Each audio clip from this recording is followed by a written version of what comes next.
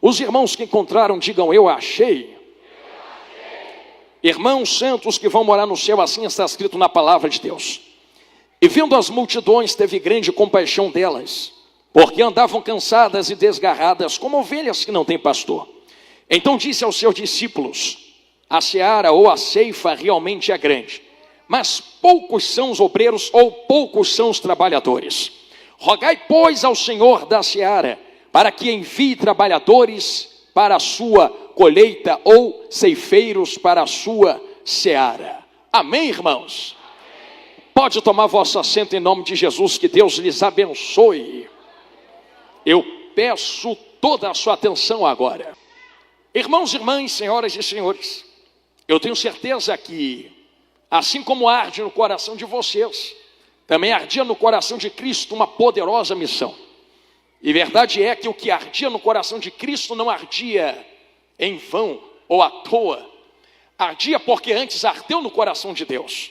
E eu sei que todos aqui, como bons estudantes de EBD, conhecem que o maior missionário é aquele que envia, é aquele que entrega, é aquele que dá. E Cristo, como um bom missionário que vem à terra para salvar a humanidade, Deus é aquele que envia, e o Espírito Santo é aquele que impulsiona Cristo. Haja vista que nem o próprio leão de Judá, raiz de Davi, o cordeiro vivo, ousou fazer o que fez sem a presença do Espírito Santo. Você lembra muito bem que no Evangelho de Mateus, capítulo 13, capítulo 4, Jesus desce ao rio Jordão, o céu se abre, o Espírito desce, e é o próprio Espírito que, após Deus confirmar que esse é o Filho amado em quem ele se comprazia, é o próprio Espírito que conduz Jesus para dentro do deserto. Tudo que Jesus fez através do impulsionamento do poder do Espírito Santo de Deus. Então Jesus era Jesus, Filho de Deus, mas nem o Filho de Deus ousou colocar o pé no campo missionário sem o poder e a chama do Espírito Santo de Deus. Pastor, está falando da boca para fora, então segura a Bíblia. Foi Jesus quem entrou certo dia em uma reunião, abriu o rolo do profeta Isaías, apontou o dedo para quem estava ouvindo e disse: a verdade é que o Espírito do Senhor está sobre mim. Não estou sozinho, para curar, para libertar, para pregar, para trazer de volta aqueles que foram e levantar quem está caído. Ele fecha o rolo do profeta Isaías, senta na cadeira dentro da sinagoga. O povo olha para ele e diz: quem esse carpinteiro pensa que é para sentar nesta cadeira? Ele continua abrindo a boca e dizendo: hoje se cumpriu esta palavra aos vossos ouvidos. Alguém vai abrir a boca e talvez num certo entendimento, e talvez não esteja isso explícito dentro da Bíblia, mas a ira da multidão e a ira deles contra Jesus é que o versículo não terminava aí. Também existia o dia da ira do Deus Todo-Poderoso, mas Jesus se sustenta, se retém, até no dia em que ele traz o amor de Deus, e esse amor de Deus no levantar daqueles que estão caídos. Jesus não continua o versículo até dizer que o dia da ira de Deus iria chegar, porque Jesus está aplicando 2 tempos dentro daquele texto. O primeiro tempo é o tempo onde ele vem exercer o seu primeiro ministério, aonde ele veio carregar a cruz do Calvário, e de fato veio fazer o que vocês estão fazendo aqui agora, missões. E não pensem que só porque vocês estão sentados aqui, vocês não estão fazendo missões.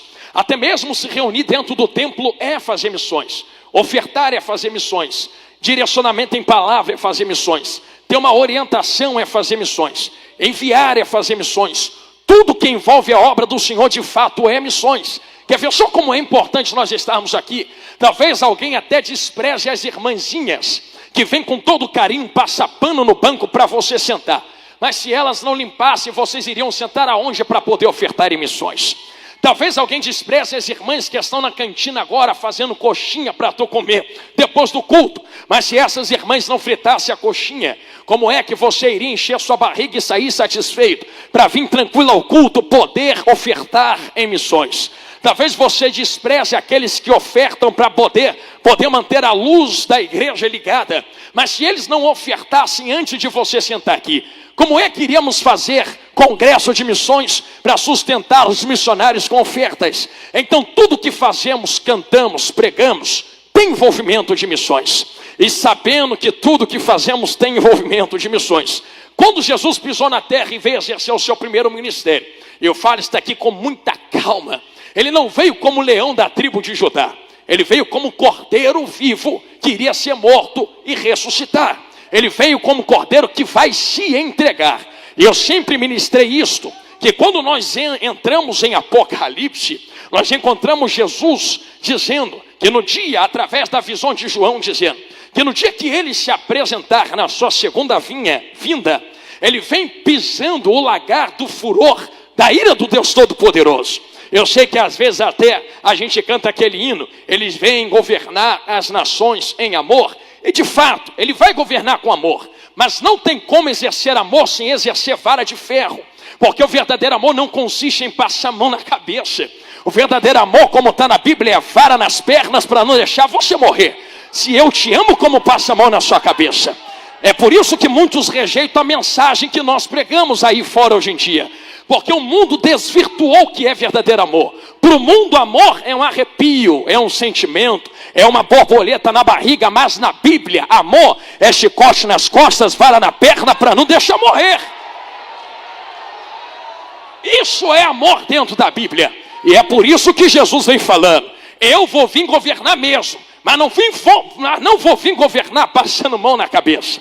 Eu vou vir governar com vara de ferro, pisando o lagar do furor da ira do Deus Todo-Poderoso.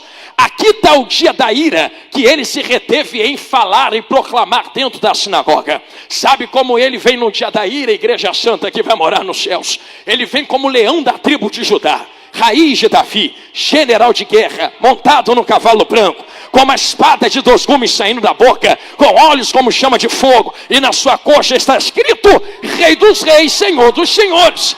Ele vem. Ele vem.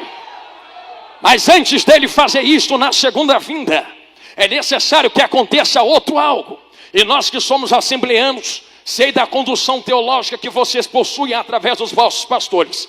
Sabemos que existe, eu estou em Mateus 9 ainda, fique tranquilo. Existem 2 aplicações acerca da vinda de Cristo. Eu estou dizendo a vocês que na sinagoga Cristo abre a boca para dizer que existem 2 tempos ministeriais da sua vida. O primeiro, ele se apresenta como cordeiro, e só a nível de curiosidade, que se como cordeiro, ele já fez tudo o que ele fez, e virou o mundo de cabeça para baixo. E mesmo 2000 anos depois dele já ter ido, a gente ainda está pregando ele. E só tenta imaginar quando ele vir como leão da tribo de Judá. Só tenta. Que se como cordeirinho ele já fez o que fez, eu não quero estar aqui na terra quando ele chegar como leão.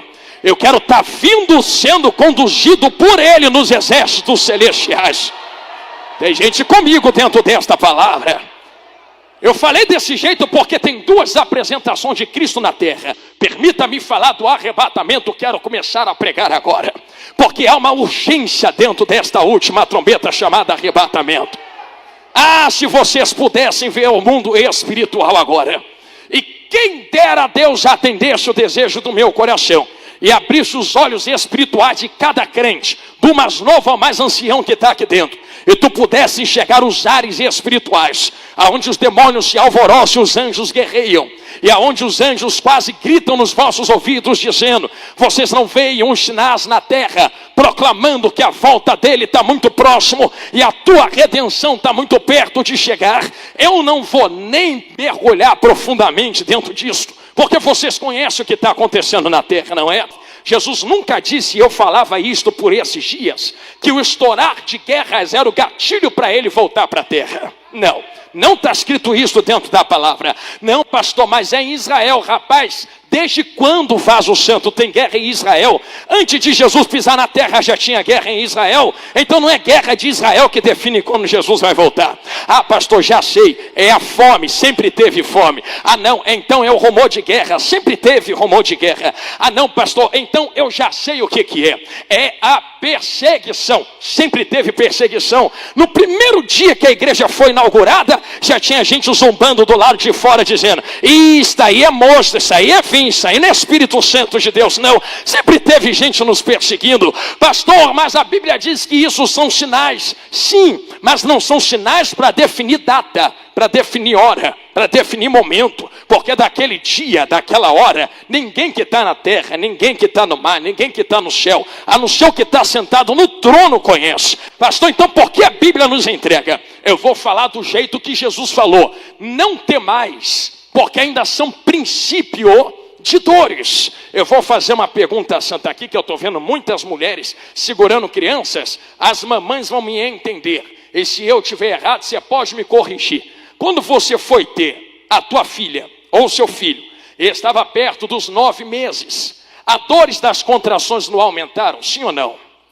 O tempo entre as dores não diminuiu, correto, sim ou não? Isso é princípio de dores. Jesus estava comparando a terra a uma mãe que está para dar à luz. E ele está comparando os sinais, as dores de contrações de uma mãe. Ele está dizendo que quando as guerras começarem a se intensificar e o tempo entre elas diminuir, está muito perto dele chegar. Mas ele não define data nem hora em guerra, rumor de guerra, fome, perseguição, moléstias, não. Você vem lendo Mateus 24, do verso 1 ao verso 13, vocês podem observar e vem lendo. Não tem mais, fica tranquilo, é só o começo, ainda não é o fim. Continua pregando, continua fazendo a obra, mas quando chega no 14, então, comecei. Esse evangelho será, tá ligando tudo, será pregado em testemunho de todas as nações e povos. Aí é que a trombeta está autorizada a ser tocada e o fim chega. Ei, Jesus amado, eu vou jogar a peteca da responsabilidade para vocês. Eu sei que ninguém aqui pode controlar a trombeta, mas se a Bíblia diz, não sou eu quem vou tirar. É só quando esse evangelho for pregado que a trombeta toca. Então, irmão, vamos embora acelerar aí. Estamos precisando de missionário. Não sei pregar. Quem foi que te falou que a gente prega só com microfone? Hein?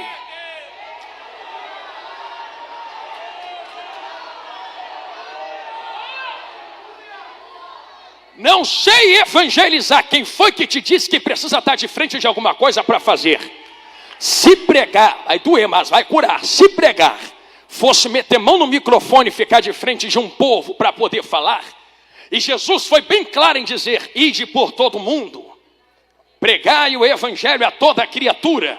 Se pregar fosse fazer isso aqui, os irmãos que não têm corda vocal e são mudos, como é que iriam cumprir esse princípio? Ia para o inferno então? Pregar não é meter mão no microfone. Pregar é fazer o que muitos fazem, às vezes nem abre a boca, mas alguém olha como alguém olhou para Eliseu e diz assim, é uma carta que pode ser lida. Lá vai um santo homem de Deus, lá vai uma santa mulher de Deus, lá vai um santo varão de Deus. Nem precisa abrir a boca, é só transbordar o que está na sua vida, é só transbordar o Espírito de Deus. Eu vou me arriscar a dizer que vai ter crente aqui chegando lá no dia do trono de Jesus grandão da Galileia, que trono de Deus é juízo, mas trono de Cristo é distribuição de galardão. Vai ter gente que vai chegar naquele dia e Jesus vai começar a dizer assim, ó, esse aqui se converteu por causa de ti, aquela ali entrou por causa de você, aquela multidão ali entrou porque você também ficou de pé. Tu vai dizer, quando foi que eu preguei para eles? Se eu nunca abri a boca para pregar, nunca entreguei um folheto, sabe o que Jesus vai falar? Não precisou abrir a boca, tu só passou, tive fome, me deu de comer, tive sede, me deu de beber, tive nu, você me vestiu, tu fez a minha obra, pensou que era só abrir a boca para gritar? Eu vou usar as palavras da minha amiga Ana Clara, avivamento não é subir tocando tambores e barulhos, é descer com lágrimas nos olhos, carregando a cruz, dizendo, me ajuda a cumprir o seu ID, Jesus. É que eu estou sentindo ele aqui. Isto é fazer a obra de Deus. Quem ainda me ouve, diga glória a Deus. Lembre que estamos num filme e ainda estamos no começo. Daqui a pouco a ação começa, mas eu preciso colocar isto diante de vós. Existe uma urgência.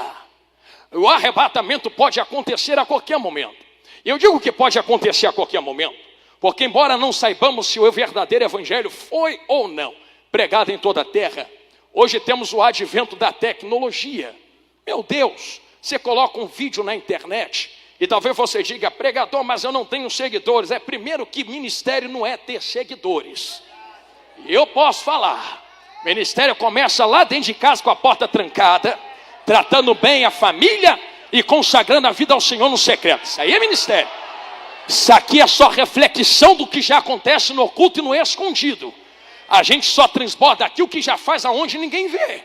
Então ministério não é ter muito seguidor, nome, não.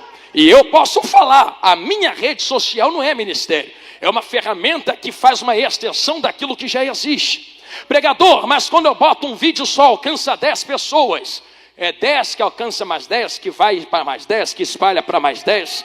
E vai multiplicando, quando tu vê, tu já falou para a África, para a Ásia, mesmo só tendo 10 amigos lá na tua rede social. Então nós temos hoje o advento da tecnologia. E se você quiser, para colocar uma propriedade no seu coração, eu lhe dou um testemunho. Eu abro um parênteses, para ter a ideia do quão poderoso isto aqui é. Certo dia, eu fui pregar lá no Rio de Janeiro. E eu lembro que eu preguei numa igrejinha, eu estava de terno azul. E eu lembro que eu ministrava sobre Israel dentro do Egito. Egito ser barriga para Israel. Israel gerado, nasce, vai para o deserto, entra na terra prometida, cresce, se casa com Deus, tem um filho Jesus e por aí vai. E eu lembro que eu ministrei essa pregação, o tempo passou. Certo dia, minha esposa, que faz as minhas logísticas e tudo mais, que eu não tenho mentalidade para isso, as irmãs fazem bem melhor do que nós. E a minha esposa, conversando com um irmão na internet, o irmão mandou um vídeo para ela. O irmão falou assim: olha como é que está esse culto aqui na África. E aí, no culto da África, existia um televisor de tubo assim no meio de uma aldeia. E os irmãos dançavam em volta daquela televisão. E quando o irmão filmou a televisão, estava eu lá com aquele terninho azul dizendo: Israel está no Egito. Mas Israel foi para o deserto e daqui a pouco Israel vai para a glória. Porque Israel no Egito é sua vida passada. Israel no deserto é sua vida presente. Mas um dia nós iremos entrar na terra prometida, que é os céus de glória. Eu lembro que isto aqui foi menos de 1 minuto esse vídeo. Aí aquele pastor mandou de volta para minha esposa assim dizendo: olha, você acredita que a aldeia toda aqui trabalhou porque nós estamos isolados e escondidos, porque estamos cercados por terroristas. Isso aqui vai doer, irmão, mas vai curar. E se eu chorar aqui, não repara não. Nós estamos cercados por terroristas. A aldeia trabalhou o mês inteiro. Nós pegamos tudo que produzimos, tiramos o que nós mantém para nos comer. E nós fomos até a cidade escondido, vendemos tudo que tínhamos. Compramos um pouquinho de internet, porque a moeda é muito fraca. E com um pouquinho de internet que tínhamos, nós baixamos esse vídeo. E como nós estamos rodeados por terroristas, ninguém consegue entrar aqui dentro para pregar para nós. Então nós colocamos esse vídeo do pastor Jonathan, e esse vídeo tem sido o nosso alimento o mês inteiro. 30 segundos, 40 segundos de pregação. Aí ela falou assim: mas espera aí, tem ninguém para pregar ele não, ninguém consegue entrar para nos explicar o que está escrito dentro da Bíblia. E com esta revelação de 40 segundos, nós estamos sendo mantidos por quase um mês inteiro, e esperando que vamos produzir para tentar pegar mais. Aí minha esposa me falou: pastores, aí eu entrei em contato com ele e falei: pastor, virou até meu amigo, eu tenho até hoje o contato dele. Não posso falar o país, nem o lugar, nem o nome do missionário por segurança dele. O país está numa guerra civil terrível lá na África. E eu disse para ele: pastor, eu dou um jeito, eu chego aí. Aí ele disse: não, rapaz, tu não está entendendo, nós não temos mantimento. Eu, pastor, eu nunca cobrei R$1 para pregar. Na verdade, se eu quiser, eu tiro do meu bolso, pago e vou aí para pregar. Aí ele falou: não, rapaz, tu não está entendendo. Eu sei que tu não cobra, eu sei que tu não mexe com essas coisas, eu sei que tu é íntegro, porém, é muito melhor você com a tua cabeça no lugar pregando do que você pregar uma vez aqui, perder a cabeça e nunca mais pregar. Aí eu: como assim? Nós estamos sendo rodeados, eu vou falar o nome do grupo, pelo Boko Haram. Nós não sabemos a hora que eles nos encontram e entram. E se você vier, talvez um movimento aconteça, os irmãos vão querer vir de outras aldeias, estamos escondidos.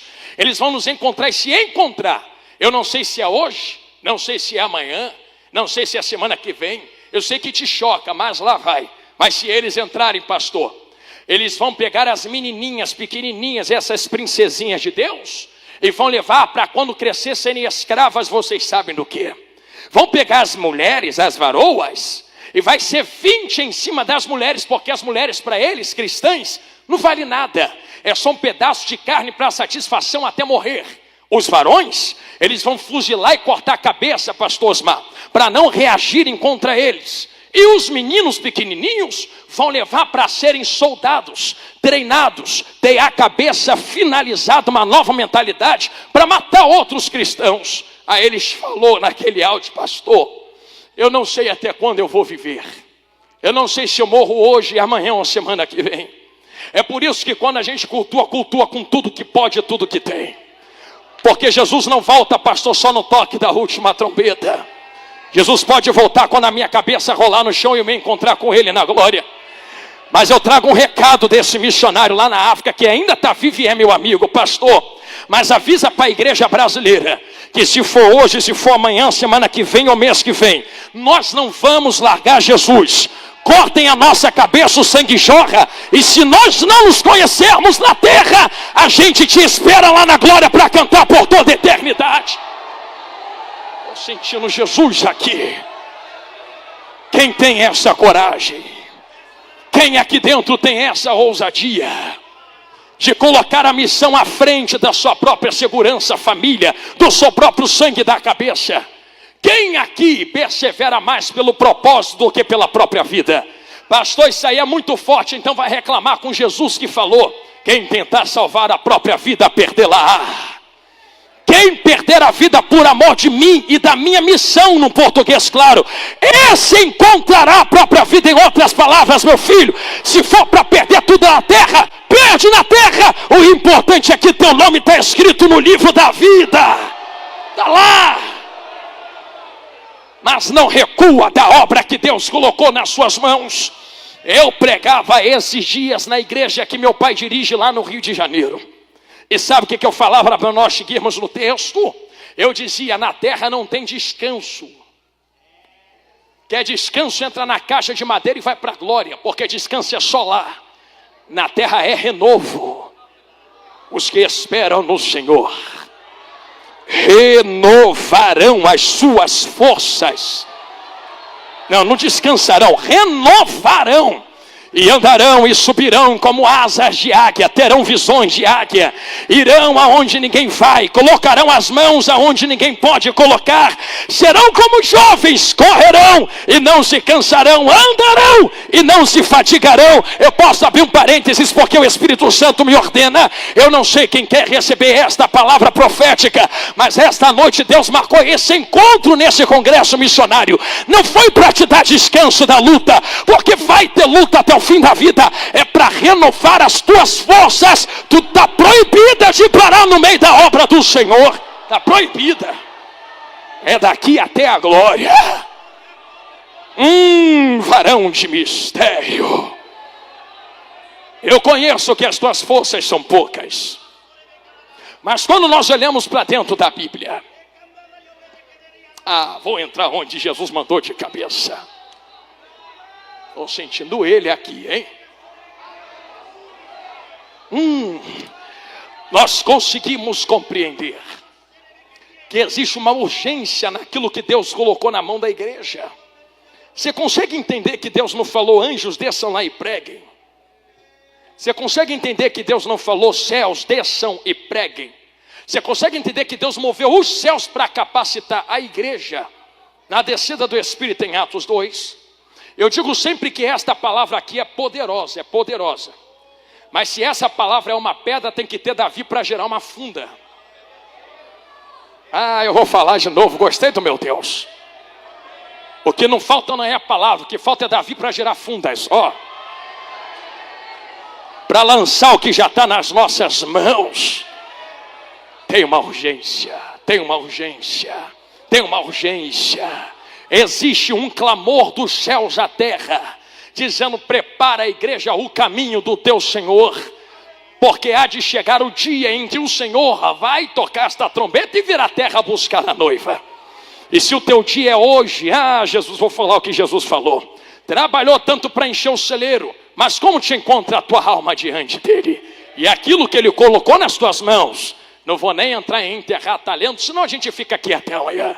Mas permita-me ir de maneira clara ao que o Espírito está nos conduzindo. A urgência contida em Mateus 24 acerca do arrebatamento. Existe também E eu posso dizer isso aqui com muita segurança, existe uma preocupação de Jesus em Mateus 24. Porque quando ele diz pregarão o evangelho será pregado em testemunho de todas as nações. Eu queria que os irmãos compreendessem isso. Eu vou falar isso aqui com muita calma e quase com a voz baixinha. Você consegue entender que ele já tinha aplicado o entendimento de falsos mestres e falsos profetas? Mas quando ele diz que esse evangelho será pregado, nós conseguimos compreender que o importante não é pregar, é o que se prega. Não é falar, é o que se fala. Não é cantar, é o que se canta. Não é fazer, é o que se faz. Não é ter, é o que se tem. Porque tem gente gritando. Tem muita gente falando, tem gente indo, viajando, mas está falando o quê? Porque a Bíblia não diz que Jesus volta e a trombeta toca quando missionários forem enviados. A Bíblia diz quando o evangelho for pregado, em detrimento de quem é enviado. Então existem muitos que pregam, mas se encaixam na alegoria de falsos profetas e na colocação de falsos mestres. Quem são esses, pastor? Precisa abrir um parênteses para entrar de cabeça em Mateus 9. Todos aqueles que usam a santa palavra e desvirtuam o seu entendimento, princípios e propósito para obter benefício próprio, são falsos profetas e são falsos mestres. Pastor, me explica melhor isto.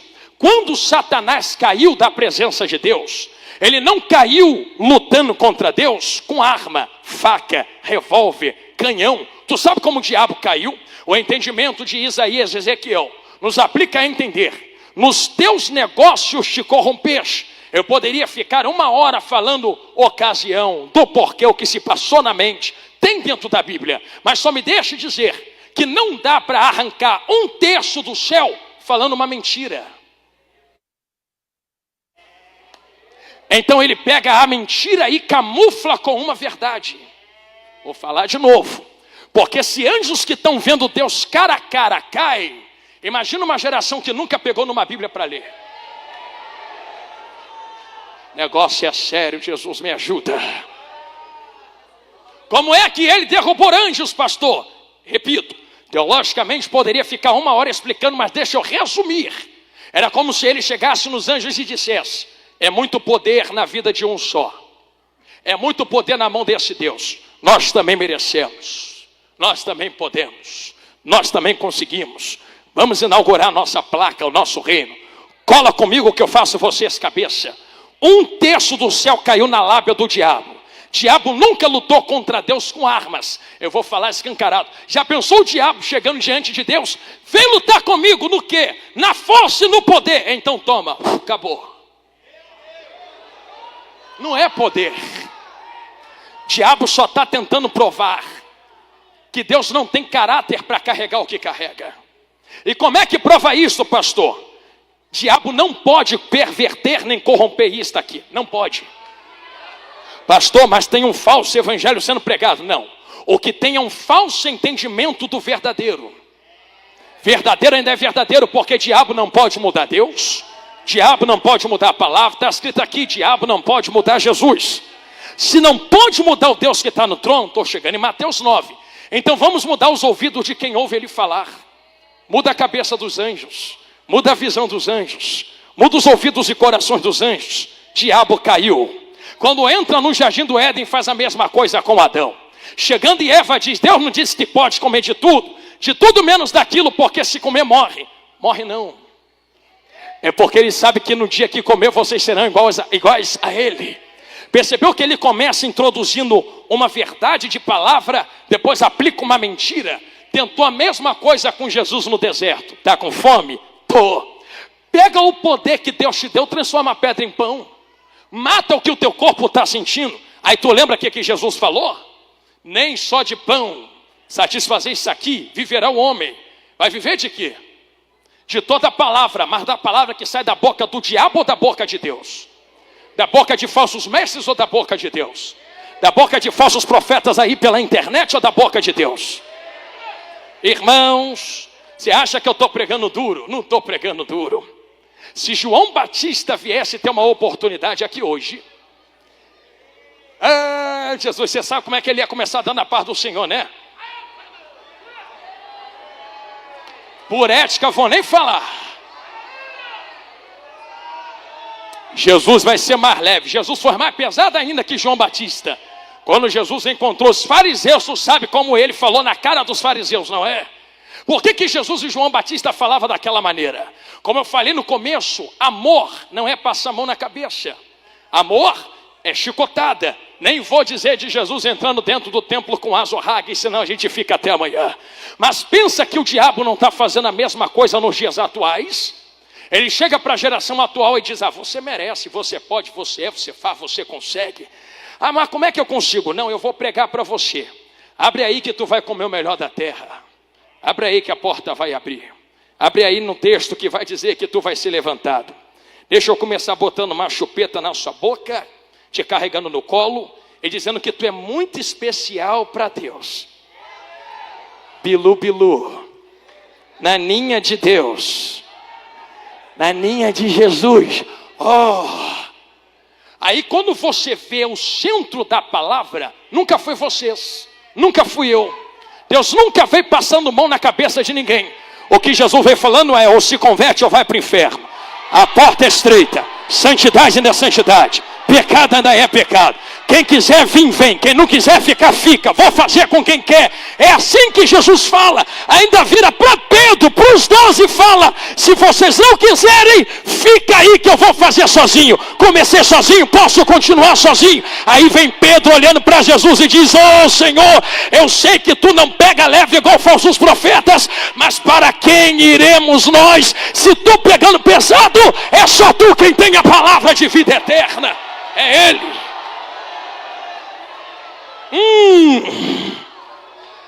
Eu não sei vocês, mas eu já estou por aqui de bilu-bilu na internet. Eu não sei a Santa Igreja, mas eu já estou por aqui de chupetinha na boca, tratando a igreja como neném. Aqui não tem neném, aqui tem gente convertida, sarada, curada, levantada no Espírito para poder fazer missões. Eu sou o primeiro que concordo com isso. Cadê o segundo que está comigo? Essa palavra, olha lá, sinto Deus aqui. Existem duas gerações. A primeira geração é a que leva o falso entendimento do Evangelho. Se não posso mudar Jesus, vou mudar o entendimento da igreja que ouve, dos povos que ouvem, do mundo que ouve. Quer ver só como isso aqui é sério? Estou olhando para o relógio, não se preocupe. Percebeu que hoje em dia tem muita igreja que é amada pelo mundo? Que os artistas se sentem tão bem. Meu Deus, e tu vai pegar a vida da pessoa. A pessoa está enrolada no pecado, mas não é transformada, nem muda, nem larga. Eu vi um vídeo esses dias que eu fiquei abismado. E uns jovens na bebedeira, cheirando, dançando, fazendo e acontecendo, pararam tudo e falaram assim, agora vamos cantar ao nosso Senhor. Alvo mais que a neve. Falei, Jesus, o negócio está tão esquisito, que começaram a misturar o culto a Baal com o culto a Deus lá fora. Porque quem é que bota um chicote e uma vara nas costas desse povo para se converter? Como só tem bilu-bilu lá fora, ninguém se converte e acha que está tudo bem. Igrejas que são amadas. Aí vem Jesus falando, sabe o que de vocês? O mundo não vai amar vocês. Vocês serão odiados pelo mundo. A verdadeira igreja não é amada no trabalho, não é amada na escola, não é amada na rua. Irmão, se eu fosse falar de perseguição que eu já tomei, ficava até amanhã. Mas cada passo que dá é uma pedrada que chega. E glória a Deus por isso. Eu nunca vi ninguém tacar pedra em árvore que não dá fruto se o diabo está se levantando contra você. Eu daria, era um glória gostoso para Jesus aqui dentro esta noite. Duas gerações. A geração que prega o falso lá fora. E a geração que carrega e prega o verdadeiro aqui dentro. Entrei em Mateus 9. Em Mateus 9, no verso de número 30, e a qual nós lemos, 36, nós vemos que Jesus observa as multidões. E Jesus estava sendo muito categórico em sua missão, a levantar um novo entendimento das Sagradas Escrituras. Eu não vou ter tempo para dizer mais. Jesus nunca foi contra o sistema em si dos judeus. Jesus era contra a perda da essência dentro do sistema. Ele não veio quebrando lei, ele veio cumprindo as leis do sistema. Ele ia para a sinagoga, congregava, dava oferta, Ele fazia o que tinha que fazer. Ele nunca veio dizendo, quebra tudo, derruba tudo, arranca todo mundo da cadeira. Não. Esse povo que se levanta na igreja dizendo, arranca todo mundo, nada presta, isso não é de Deus. Deus não veio derrubar nada. Deus veio resgatar a essência dentro daquilo que ele instituiu em Atos 2. Deixa isso aqui para outro dia. Jesus amado. Que se for falar de desigrejar daqui, a gente vai fundo dentro disto.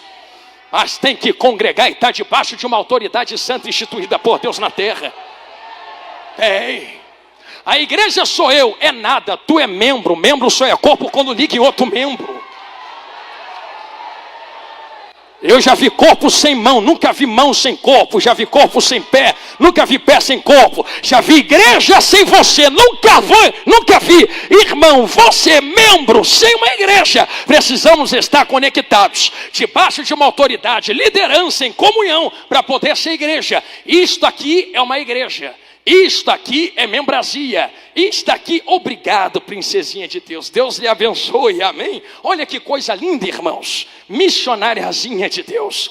Isto aqui é uma igreja. Isto aqui é o corpo de Cristo. E nós estamos debaixo desta liderança, debaixo desta autoridade. Por exemplo, quando eu estou no Rio de Janeiro, na minha igreja, estou debaixo da autoridade do meu pastor.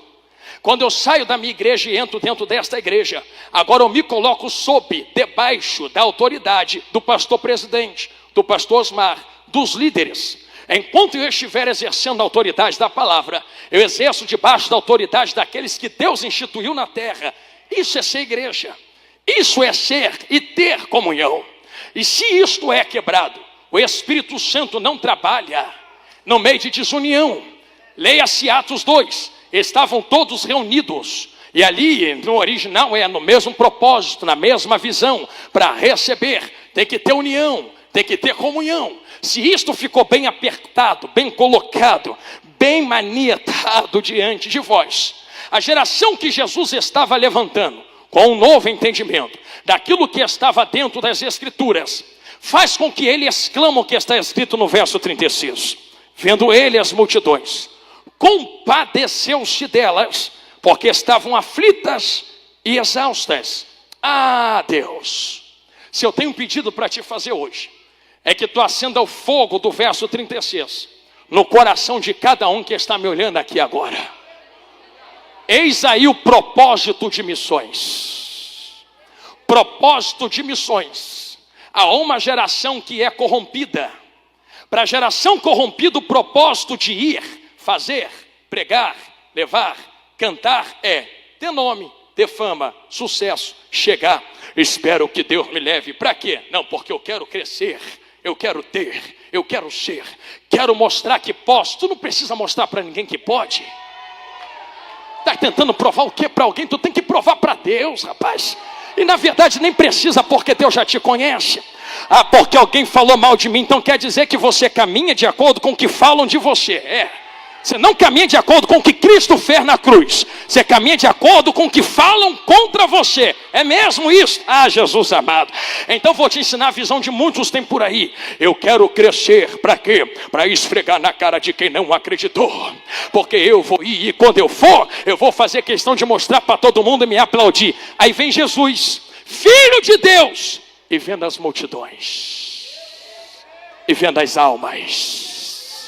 Podendo ter nome, dinheiro, sucesso, fama, compadeceu-se, não para ter dinheiro, não se moveu para ter para si, se moveu por causa das almas. Jesus amado, vira para quem estava acompanhando. Ele entra no verso 37 e começa, se dirigiu aos seus discípulos e disse, a seara na verdade é grande, mas os trabalhadores são poucos. Rogai, pois, ao Senhor da seara, que envie trabalhadores para a sua seara. A Bíblia está se fechando. Quando nós lemos essa palavra, envie, dentro da palavra, dentro das Escrituras, a palavra que pula, salta aos nossos olhos, é o entendimento de equibalo, que é enviado, enviar, puxar. Só que isso aqui não é um convite, isso aqui é uma ordenança. Eu vou fazer um panorama para vocês entenderem o tema do que eu estou ministrando, pregando. Entra onde Jesus manda e a gente ora agora. É mais ou menos as duas tempestades. Você lembra que na primeira tempestade Jesus estava na proa do barco, sim ou não? Discípulos estão dormindo? Não, estão navegando. Quem dorme é Jesus. Mas quando a tempestade aperta, clama Jesus. Jesus acalma. E quando Jesus acalma o vento, repreende o vento, alguém olha para Jesus e diz assim: quem é esse que até vento e mar lhe obedecem? Na segunda vez, Jesus chega andando sobre as águas para se apresentar. Olha o panorama. Na segunda vez, Jesus está na Bíblia, os impeliu, os ordenou, os compeliu a entrar no barco. Então olha o paralelo dos dois textos. No primeiro texto, a palavra diz: e Jesus entrou no barco e o seguiram. Jesus não mandou ninguém seguir ele. Em outras palavras, seguiu porque quis.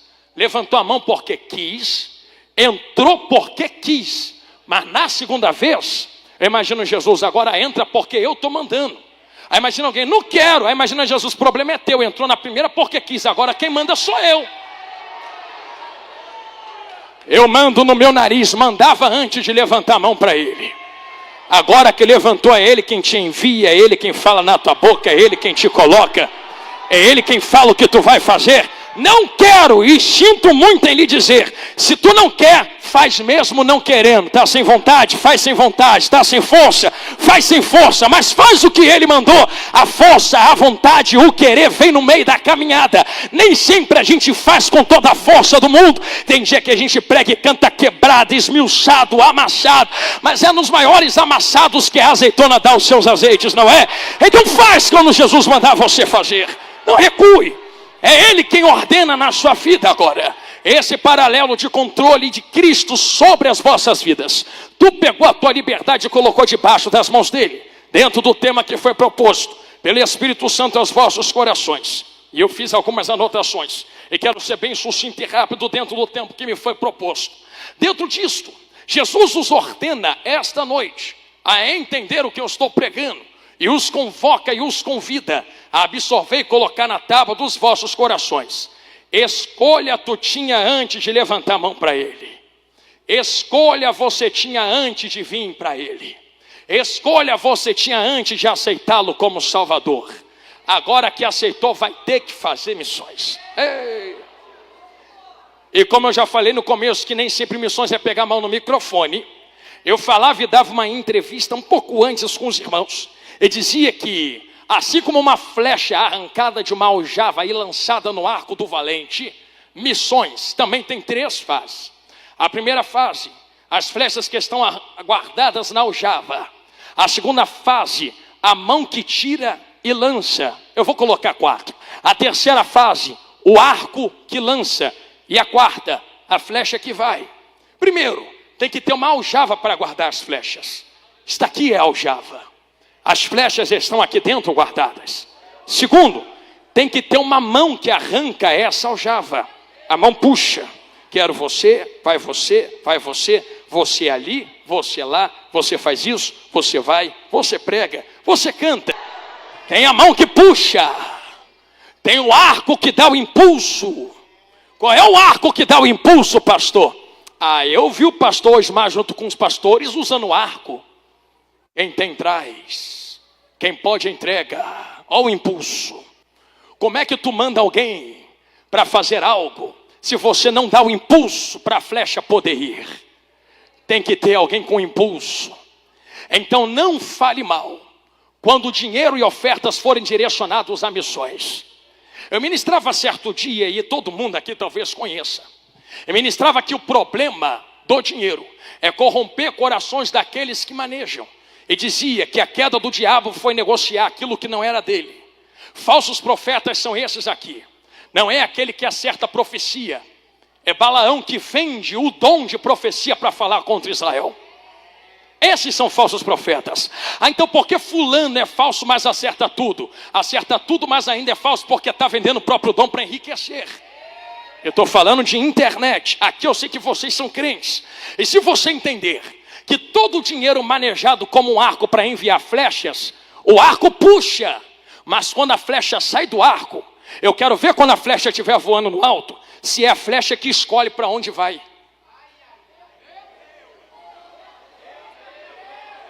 Quero ver se a flecha muda de direção. Estou indo para o norte e decidi ir para lá. Vai, Jonas, tem um peixe te esperando. Tu é flecha lançada. Flecha não escolhe direção. Flecha não escolhe a potência. Flecha não escolhe a distância. É a mão que puxa o arco, que envia a direção, que dá a distância e a potência para a flecha. Nem todos podem receber esta palavra.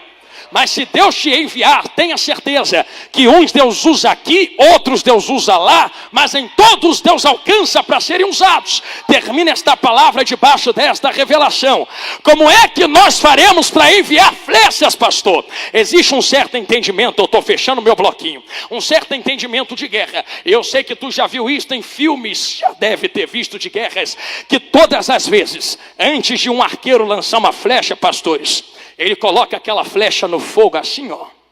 Acende a flecha no fogo. Aí ele estica bem e fala, não, flecha apagada é muito pouco. Vamos incendiar essas flechas para eles, irei e solta.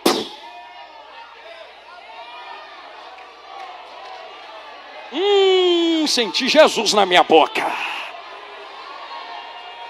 Antes de flechas serem lançadas, serão incendiadas para serem soltas. Existe este entendimento.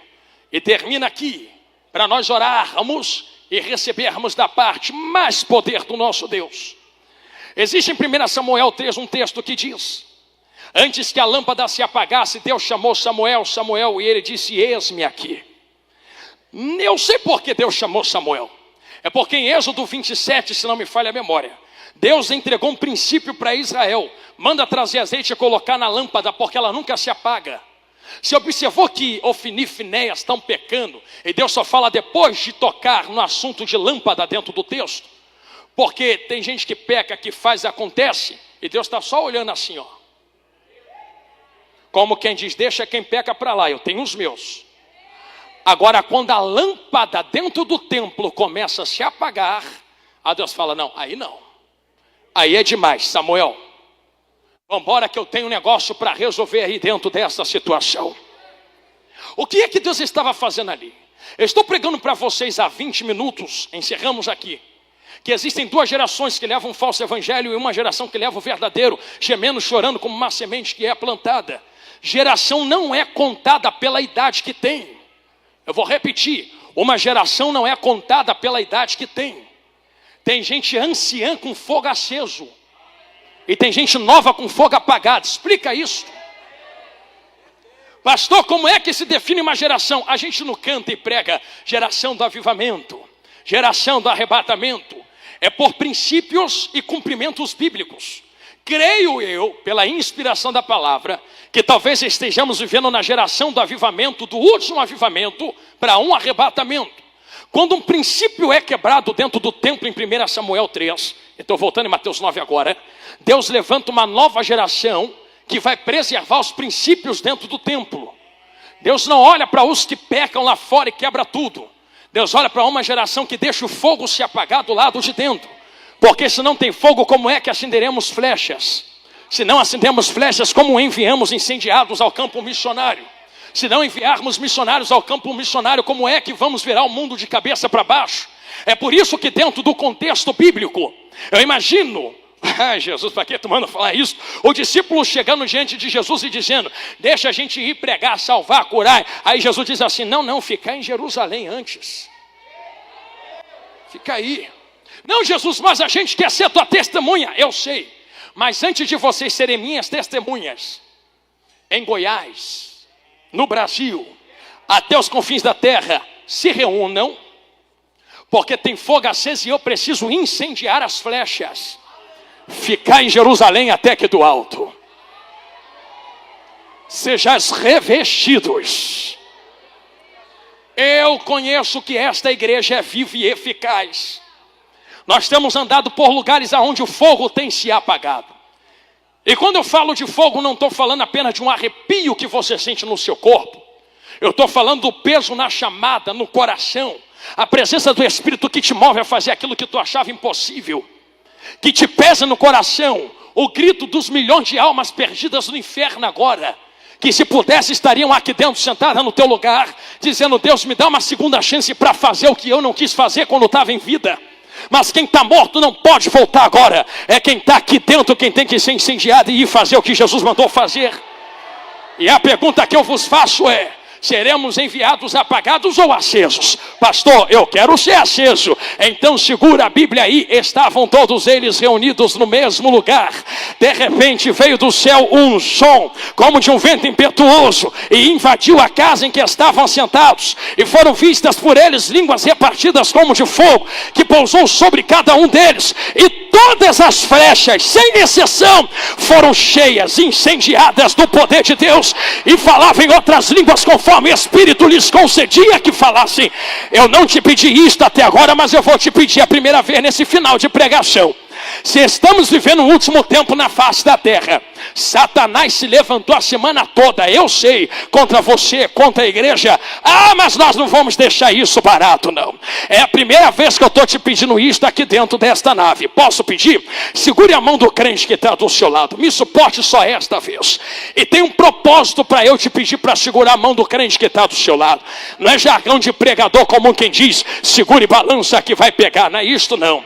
Eu cito Paulo falando a Timóteo: desperta o dom que está em ti, rapaz, que tu recebeu depois que eu impus as minhas mãos sobre ti. Eu te toquei, tu recebeu. É por isso que eu pedi para tu pegar na mão, que quando tu toca, alguém recebe. Por que recebe? Recebe porque o Espírito Santo não vai descer aqui dentro. Ele já desceu em Atos 2, já está entre nós, incendiando flechas para serem enviadas. Eu não sei se tu é o arco, não sei se tu é o Java, eu não sei se tu é a flecha, mas eu sei que só sai vazio daqui hoje quem quiser sair vazio. Aí eu vou dar lugar, varão. Quem quiser vir, vem comigo dentro desse fogo para ser incendiado. Se é para ser incendiado, então deixa o fogo pegar. Vou falar igual minha amiga Ana: já que fogo não queima fogo, então deixa o fogo incendiar essa igreja esta noite. Eu lhe dou 30 segundos para tu abrir a tua boca e incendiar esta casa. Depois eu oro. Olha lá. Olha Jesus acendendo flechas ali, olha Jesus acendendo flecha lá na nave. Olha a galeria, já vejo flechas acesas. 20 segundos. 19, 18. Quem não falava em línguas há muito tempo, comece a falar agora.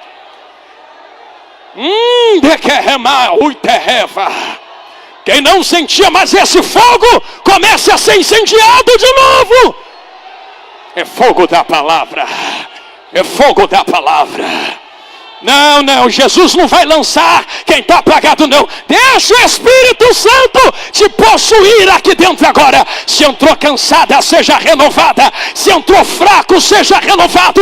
Vai sair valentes daqui hoje. Se levantem leões em nome de Jesus. Deixa Jesus te renovar aqui dentro agora. Agora. Que presença gostosa tomou a casa. Tem um terremoto de glória acontecendo nesse momento no mundo espiritual. Uma coluna de fogo já invadiu o recinto. Tem brasas vivas esparramadas entre nós. Já devolvo o microfone a quem é de direita agora. Mas se é de repente que acontece. Meu Deus, a gente estava em silêncio até um minuto atrás. Mas de repente veio do céu um som. Olha o de repente de Deus.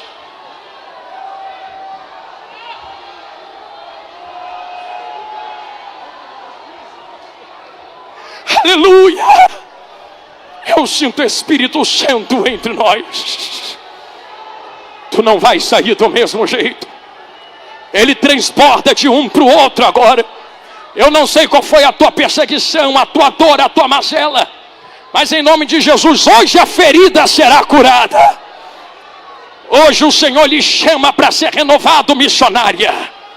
Mas pastor, nunca fui para o campo, mas tu está fazendo missões aqui dentro da Aljava. Sede renovados, missionários de Jesus grandão da Galileia, soldados do Cordeiro vivo, exércitos dos céus. Eu lhes convido a falar as línguas estranhas agora. Quem tem línguas do alto, cancela o português por um momento. Tem gente que não acredita mais não, pastores. Esses dias alguém falou na internet, isso aí é emocionalismo. Então deixa a gente com a nossa emoção e fica apagado cru do lado de fora. Tem que ter emoção para o culto ser racional. Olha a alegria de ser tomado pelo Espírito Santo. É emoção sim, é emoção da salvação, da presença, do poder, da glória. Deixa Ele te renovar agora. Deixa Ele lhe renovar agora. Deixa Ele lhe renovar agora. Deixa Ele lhe renovar agora. Eu vou cantar em línguas. Quem quiser cantar em línguas comigo, canta. Mistério renentre que terra baia. Toqueia, rabadará, catacote, relebadará, su. Ementria, rataua, reteia. O fogo não está apagado. O fogo está aceso. É a flecha quem tem que entrar no fogo. Entra no fogo. Entra no fogo. Entra no fogo. Entra no fogo.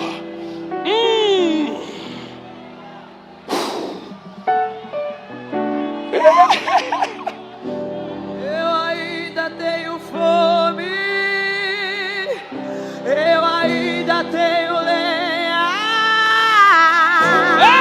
Pode queimar, pode queimar. Eu ainda tenho fome, e eu, minha amiga eu Ana, ainda tenho lenha. Então Pode vir, incendeie as flechas. Oh igreja, o propósito está aqui, ó. E compadecendo-se. E compadecendo-se. Se isto aqui não nos moveu, o que é que nos move? É vidas, é almas, é salvação. Isso é missões. Esse é o propósito da igreja na terra. É para isso que Ele te enche de poder até o tutano. Se houver mais uma vida, vem agora, senão a gente ora. Tem vidas sendo renovadas aqui embaixo.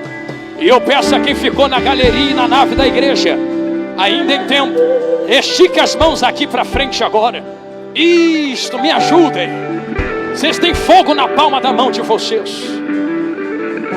Vocês que estão aqui na frente, quem quiser ser renovado, é só começar a adorar e dar glória. E quem quiser ser batizado, a organização é: adora primeiro, recebe batismo depois.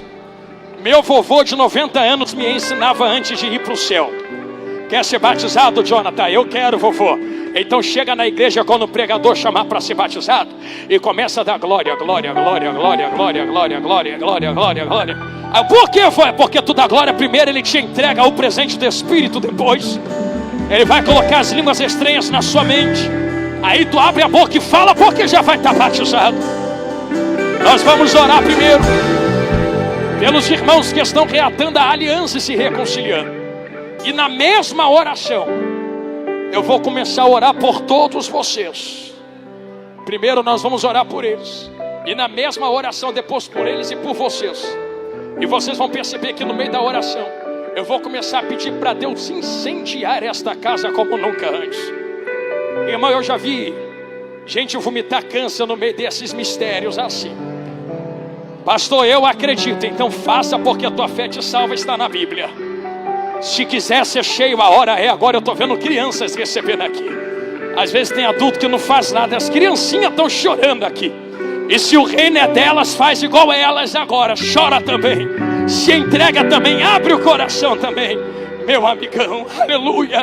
Estende as mãos para cá, igreja, e vamos orar por eles. Pai eterno de bondade, só Tu conheces como cada coração entrou aqui. Vidas estão se rendendo no Seu altar. E é por isso que nós nos movemos aqui esta noite, Senhor. Tu sabe como eles chegaram, Jesus. Quem sabe hoje era o último culto, o último congresso. Quem sabe, Senhor, o fogo já estava apagado. Mas, Senhor, renova hoje a Tua chama neles. Reata a aliança com eles. Escreva o nome deles no livro da vida. E Senhor, se em alguma coisa eles te magoaram ou te decepcionaram, perdoa eles, joga no mar do esquecimento, não te lembras mais. Senhor, eu tenho certeza que se esse culto acabasse agora e a trombeta tocasse e fôssemos para a glória, eles já estariam no céu conosco por toda a eternidade. Nós apresentamos teus filhos diante de ti e pedimos a sua misericórdia, aviva, renova, restaura, religa, Senhor, porque eles são os nossos irmãos. Senhor, mais uma vida acabou de chegar aqui na frente agora, e eu estico e estendo a minha oração a ele, Senhor, porque eu sei que talvez tenha difícil ele chegar até aqui, mas sepulturas estão sendo fechadas agora diante dele. Guarda ele por onde ele andar e escreve o nome dele no livro da vida, porque é para isso que estamos aqui esta noite até esta hora. Senhor, eu apresento todas estas vidas diante de ti, porque tudo aquilo que ligamos na terra é ligado nos céus. Agora, Senhor, eu estendo as minhas orações a todos que estão diante do seu altar, pisando em brasas vivas e incendiadas.